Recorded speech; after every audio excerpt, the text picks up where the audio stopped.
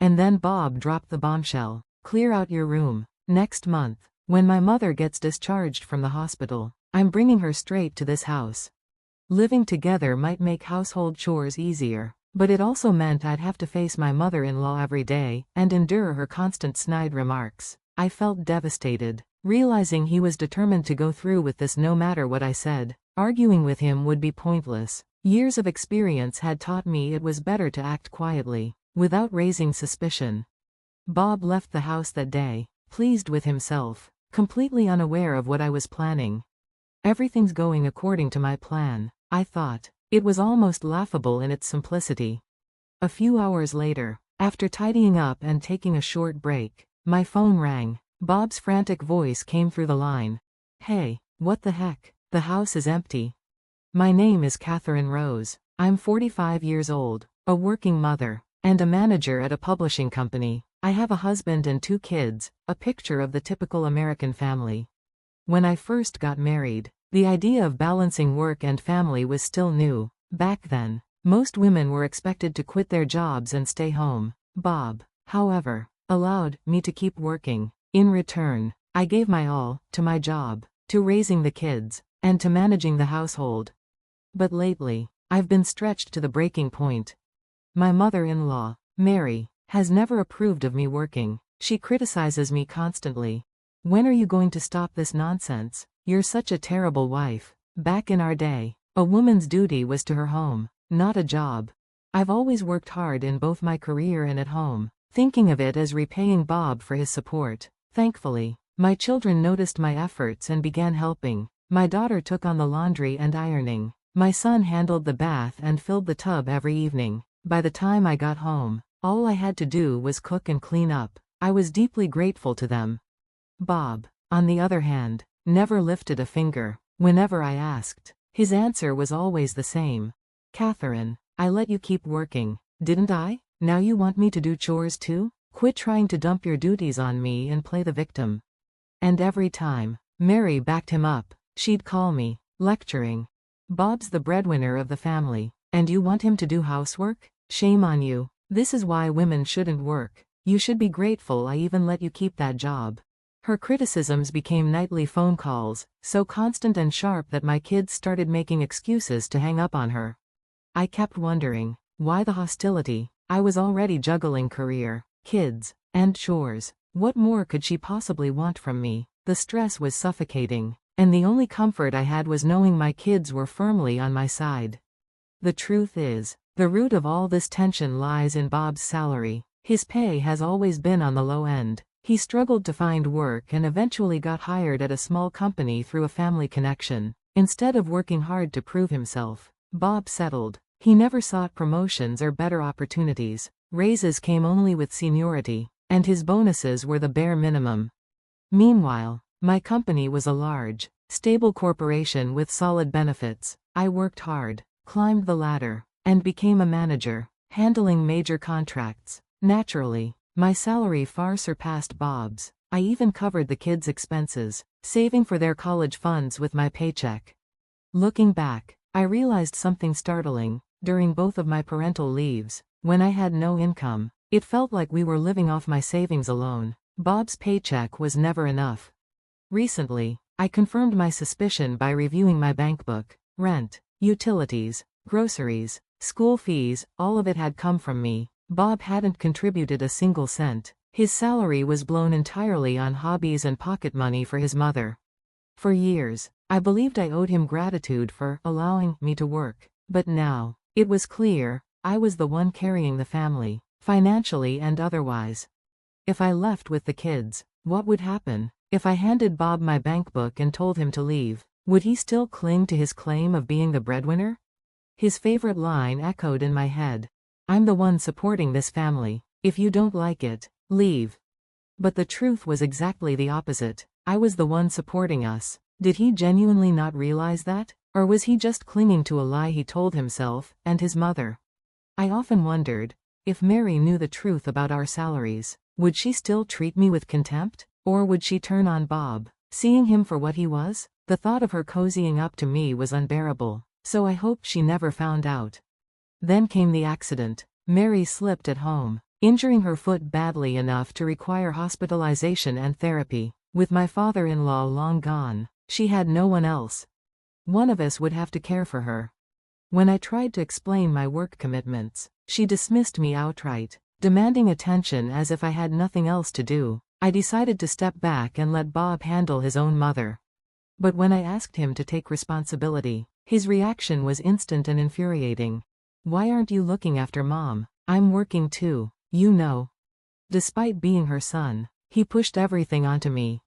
Holding back my frustration, I replied, "I have work too, Bob, plus all the chores at home. If you helped even a little, maybe I could visit her more. Besides, don't you think your mom would rather see you than me?"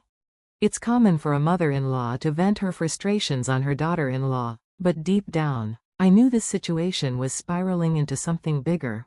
Positivity. I kept telling myself to focus on the positives. That's why I found reasons to avoid directly caring for my mother-in-law. I took care of her laundry, washing, folding, and packing it neatly. If she requested specific items, I made sure to buy exactly what she wanted. Even if Bob took credit and I ended up taking the blame, I didn't mind. At least it spared me from hearing her biting remarks.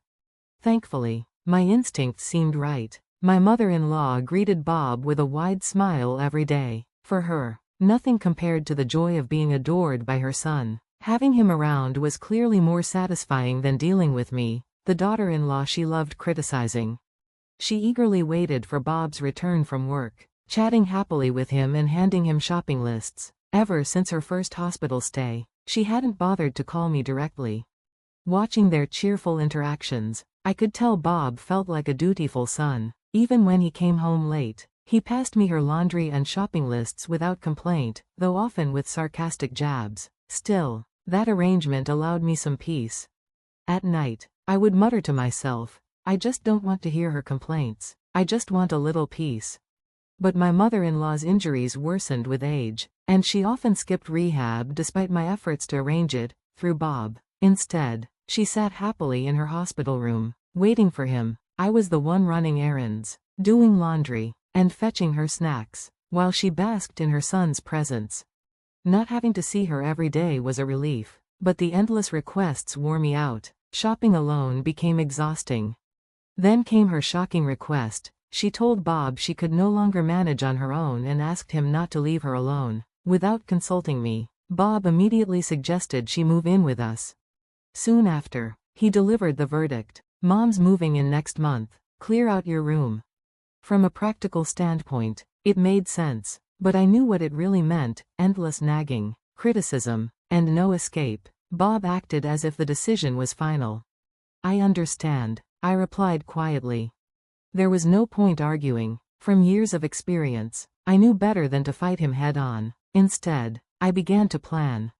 My study, a room where I kept my books and work materials, was essential to me. But now Bob wanted me to give it up. Without it, my work would suffer. As I stared at the shelves, I muttered, "What am I going to do with all this?" And then it hit me. The solution was simple. Too simple. Really, why hadn't I thought of it before? "Of course," I whispered, a smile tugging at my lips. "There's no need to endure this any longer." I began making preparations. When the day of her discharge arrived, Bob was practically glowing. He even took the day off. "You better take proper care of my mom now," he ordered. Instead of arguing, I smiled and handed him cash. "Your mom's been eating bland hospital food for weeks. Why don't you take her out for a nice meal? A little drive, just the two of you. She'll love it." Bob's mood soared. "Aren't you thoughtful?" "All right, I'll do that. Make sure the house is ready for her." As soon as he left, I put my plan into motion. While they enjoyed their outing, I moved everything, our belongings, the children, and myself, to a new apartment. I left behind Bob's personal items and a bed for his mother. When Bob returned and found the house empty, he called in a panic. "What's going on? The house is empty." "Oh, you're back already?" I answered calmly. "You told me to clear out the room, so I cleared the whole place. From now on, enjoy your life with your mother." His fury exploded. "You've got to be kidding. After all I've done to support this family." I cut him off. "No, Bob, I've supported this family. You spent your paycheck on your mom and hobbies while demanding allowances from me. You're not the breadwinner, I am. Bob sputtered about being the man of the house, but I was done listening. No thanks. Everything in that house was bought with my salary. I pay the rent, utilities, groceries. You chose to live with your mother without asking me, so now you can provide for her. Goodbye.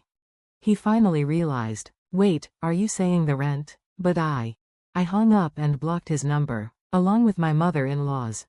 As expected, their life quickly unraveled. His meager salary barely covered the rent and utilities, and constant bickering filled their oversized apartment. My mother-in-law, neglecting rehab, grew weaker and more demanding. Even with her pension, they lived in near poverty.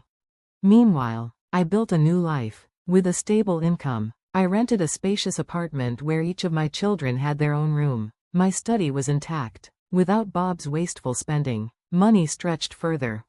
My children, once belittled, now thrived. They helped around the house, and I always made sure to thank them. Our home became filled with warmth instead of criticism.